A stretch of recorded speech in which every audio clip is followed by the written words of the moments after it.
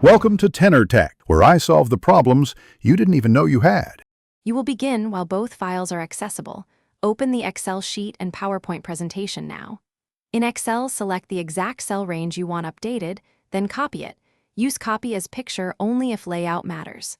Switch to PowerPoint and pick the slide where the data belongs.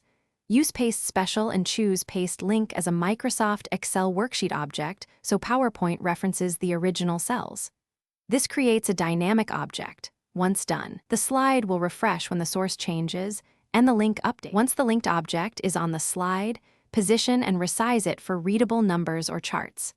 Double-clicking opens Excel so you can fine-tune formatting, ranges, or chart settings.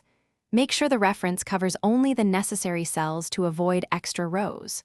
For charts, use chart tools to adjust labels and colors while preserving the link. Then open the file Right Arrow Info, Right Arrow Edit Links to Files, Manage Links, to confirm the correct path, and choose Automatic or Manual Updates, depending on whether you want instant refreshes or controlled updates.